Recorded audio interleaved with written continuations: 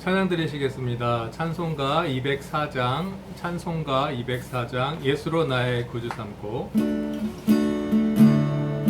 예수로 나의 구주 삼고 성령과 피로써 거듭나니 이 세상에서 내 영혼이 하늘의 영광 누리도다. 이것이 너의 간증이요 이것이 나의 찬송일세. 나 사는 동안 끊임없이 구주를 찬송하리로다. 온전히 주께 맡긴 내 영 사랑의 음성을 듣는 중에 천사들 왕래하는 곳과 하늘의 영광 보리로다. 이것이 나의 간증이요 이것이 나의 찬송일세. 나 사는 동안 끊임없이 구주를 찬송하리로다. 주 안에 기쁨 누림으로 마음의 풍랑이 잔잔하니 세상과 나는 간 곳 없고 구속한 그만 보이도다. 이것이 나의 간증이요 이것이 나의 찬송일세. 나 사는 동안 끊임없이 구주를 찬송하리로다.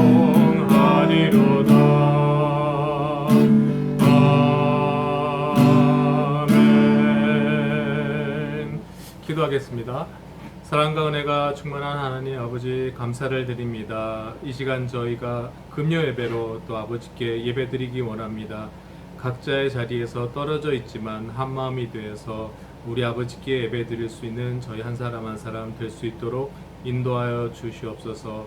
벌써 오늘로써 7월의 마지막 날입니다. 또 다가오는 8월부터는 저희들이 더 건강할 수 있도록 주여 인도하여 주시옵시고 우리 맡은 바 사명을 잘 기억하여서 하나하나 실천해 나갈 수 있는 저희들 될 수 있도록 인도하여 주시옵소서.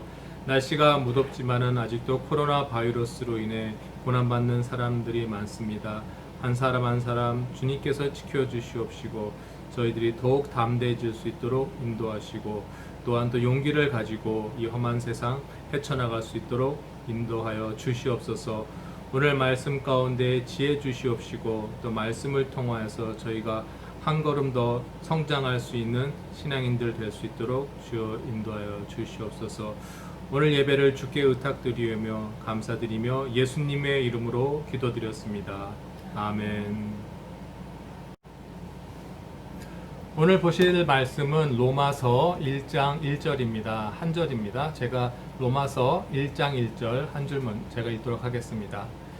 예수 그리스도의 종 바울은 사도로 부르심을 받아 하나님의 복음을 위하여 택정함을 입었으니. 아멘. 오늘 저희가 이제 7월의 마지막 금요일로 이렇게 금요 예배를 드리게 되었습니다.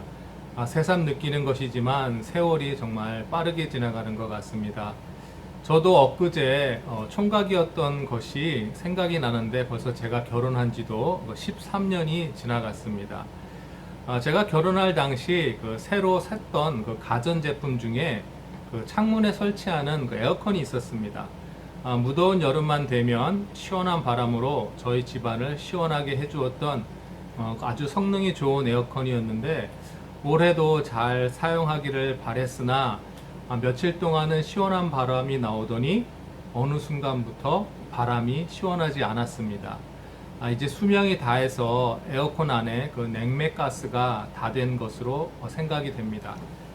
급하게 새로운 에어컨을 주문하고 이제 집에 있는 소형 에어컨으로 며칠을 보냈습니다. 그런데 공교롭게도 지난 한 주간은 90도가 넘는 무더운 날씨였습니다. 너무 더우니까 밤에 잠도 설치게 되고 또 집안에서 매일 하던 운동도 잠시 멈추게 되었습니다. 음식도 시원한 냉면을 마트에서 많이 사와서 냉장고에 넣어놓고 이렇게 먹게 되었습니다.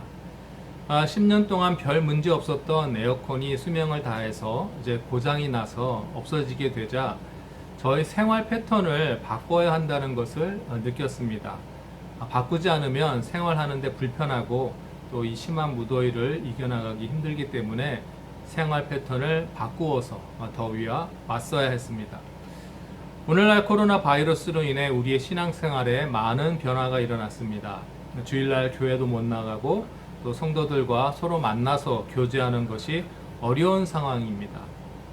늘 변함없이 작동하던 에어컨이 고장나자 제 삶의 방식에 변화가 왔던 것처럼 오늘 우리의 신앙생활에 변화가 일어나게 된 것이 어쩌면 예수님과 우리와의 관계가 고장나서 그런 것이 아닐까 그렇게 한번 생각해 보았습니다.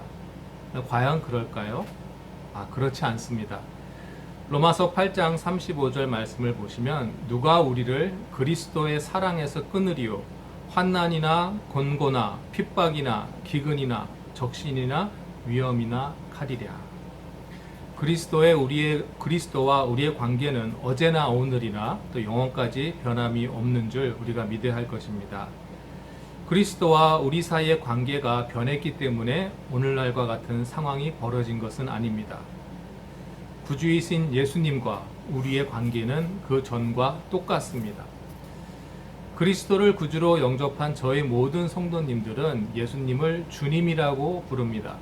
그렇다면 그리스도가 주님이시면 우리들은 무엇이라고 불리우는 것이 맞을까요? 구주를 영접함으로써 우리 모두는 하나님의 자녀들이 되었지만 주님이라고 우리가 부를 때에는 우리가 우리 자신을 주님의 종이라고 인정하는 것입니다.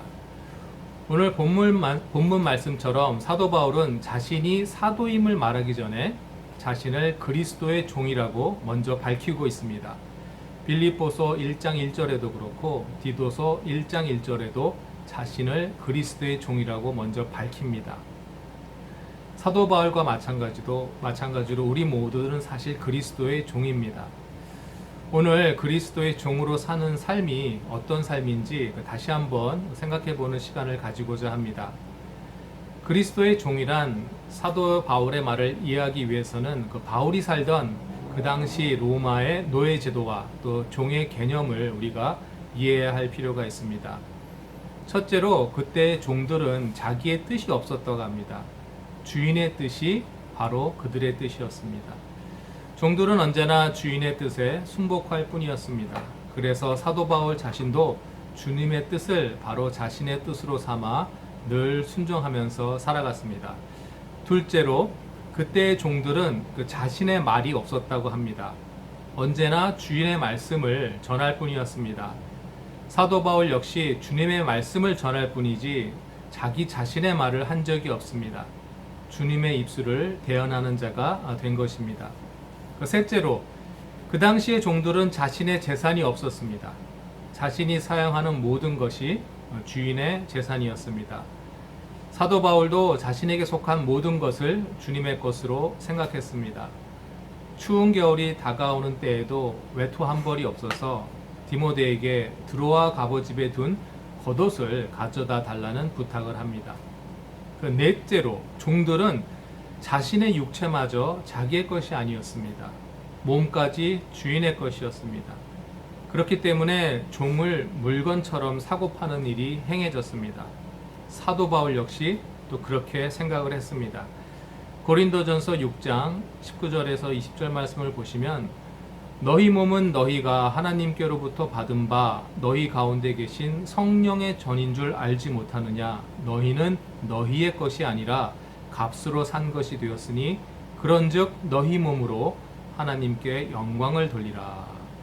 그리고 사도 바울 자신도 또 이렇게 고백하고 있습니다. 빌립보서 1장 20절에서 21절 말씀 보시면 나의 간절한 기대와 소망을 따라 아무 일에든지 부끄럽지 아니하고 오직 전과 같이 이제도 온전히 담대하여 살든지 죽든지 내 몸에서 그리스도가 존귀히 되게 하려 하나니 이는 내게 사는 것이 그리스도니 죽는 것도 유익함이니라. 아멘. 그리고 다섯 번째로 그 종들은 자기에게 영광을 돌릴 수가 없었습니다. 자기가 무슨 좋은 일을 하였든지 그 영광은 주인에게 돌려야 했습니다. 사도 바울도 그렇게 고백합니다. 갈라디아서 6장 14절 말씀 보시면 그러나 내게는 우리 주 예수 그리스도의 십자가 외에 결코 자랑할 것이 없으니 그리스도로 말미암아 세상이 나를 대하여 십자가에 못 박히고 내가 또한 세상을 대하여 그러하니라. 정말로 우리가 그리스도의 종이라고 생각하고 있다면 마땅히 모든 영광은 주님께 돌려야 합니다. 왜냐하면 우리가 받은 모든 것들이 다 하나님으로부터 온 까닭입니다. 여섯 번째로 옛날에 종들은 그 몸에 화인이 있었습니다. 그것은 바로 주인의 이름이었습니다. 도망가도 또 피할 수 없는 아주 가혹한 그런 풍속이었습니다. 소나 말 같은 가축을 산에다가 풀어놓으면서 키우던 사람들은 그 가축이 어느 주인에게 속한 것인지 확인하기 위해 그 가축에 화인을 찍어 놓는 경우가 있습니다. 갈라디아서 6장 17절 말씀 보시면 이후로는 누구든지 나를 괴롭게 말라. 내가 내 몸에 예수의 흔적을 가졌노라. 여기 흔적이란 말은 바로 화인을 말합니다. 복음 전파를 위하여 자신이 매맞은 흔적을 사도 바울은 여기서 말하고 있습니다. 오늘날도 예수를 믿기 때문에 핍박받고 몸에 고문을 당하던 그리스도인들이 많았던 것을 저희가 압니다. 일제 치하에서도 그랬고 또 북한 공산당 치하에서도 많은 그리스도인들이 핍박받았습니다. 그들은 그리스도의 종으로 살았기 때문에 몸에 그리스도의 흔적을 가지게 된 것입니다. 그 흔적이야말로 사도 바울이 말한 것처럼 참 그리스도인의 또 증거라고 말할 수 있습니다. 사실 우리 모든 그리스도인들은 우리 몸에 그리스도 예수의 흔적이 있어야 합니다. 예수님을 위해 핍박받은 흔적만을 말하는 것은 아닙니다. 사람들을 긍휼히 쳐다보는 예수님과 같은 눈, 또 사람들에게 복음을 전하는 예수님과 같은 입술, 또 사람들을 위해서 봉사하는 예수님과 같은 손길, 그런 흔적들이 우리 모든 그리스도인들에게 나타나야 할 줄 믿습니다. 사도 바울과 아니면 오늘날의 교역자들만이 그리스도의 종이 아니라 우리 모든 성도가 바로 그리스도의 종으로서 살아가야 할 줄 믿습니다. 세상이 어떻게 변화하든지 간에 그리스도와 우리는 주님과 종의 관계란 것을 늘 기억하고 우리가 살아가야 합니다. 날마다의 삶 가운데에서 그리스도의 흔적을 몸에 지니고 살아가는 또 저와 좋은시학교의 성도님들이 되시기를 주님의 이름으로 축복합니다. 아멘. 기도하겠습니다. 사랑과 은혜가 충만하신 하나님 아버지 감사를 드립니다. 오늘 말씀 가운데에서 그리스도와 우리와의 관계에 대해서 다시 한번 생각해 보았습니다. 우리는 우리 그리스도를 주님이라고 부릅니다. 주님이라고 고백하는 저희는 저희 자신을 바로 그리스도의 종이라고 고백하는 것입니다. 우리의 주장이나 우리의 말이나 우리의 재산이나 우리의 영광을 주장하는 것이 아니라 오직 주님의 뜻과 주님의 말과 주님의 아버지의 영광을 위해서 살아가는 저희들이 될 수 있도록 주여 인도하여 주시옵소서. 그리고 우리 몸에 그리스도의 흔적을 있게 하셔서 우리가 어디로 가든지 간에 어느 때에 어느 곳에 있든지 간에 우리들이 바로 그리스도인들이라는 증거가 될 수 있도록 인도하여 주시옵시고, 우리 주님의 흔적으로서 우리 주님의 또 사랑하는 마음, 복음을 전하는 입술, 그리고 또 봉사하는 손길을 예수님과 같은 그런 흔적을 우리가 갖고 이 세상을 살아갈 때에 이 세상에서 빛과 소금의 역할을 잘 감당하는 저희들 한 사람 한 사람 될 수 있도록 인도하여 주시옵소서. 오늘 말씀 감사드리며 예수님의 이름으로 기도드렸습니다. 아멘. 다 같이 찬양하시겠습니다. 찬송가 219장 주의 음성을 내가 들으니, 주의 음성을 내가 들으니 사랑하는 만일세, 믿는 마음으로 주께 가오니 나를 영접하소서. 내가 매일 십자가 앞에 더 가까이 가오니 그새 주의 흘린 보배 피로써 나를 정케 하소서.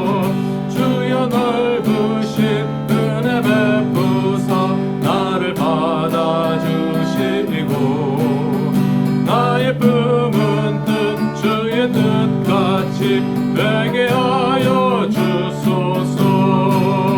내가 매일 십자가 앞에 더 가까이 가오니 구세주의 흘린 보배 피로써 나를 정케 하소서. 주의 보좌로 나아갈 때에 어찌하니 기쁠까. 주의 얼굴을 항상 배우니 더욱 친근합니다. 내가 매일 십자가 앞에 더 가까이 가오니 구세주의 흘린 보배 피로써 나를 정케 하소서. 우리 구주의 넓은 사랑을 증량할 자 없으며 주가 주시는 참된 기쁨도 헤아릴 수 없도다. 내가 매일 십자가 앞에 더 가까이 가오니 구세주의 흘린 보배 피로써 나를 정케 하소서.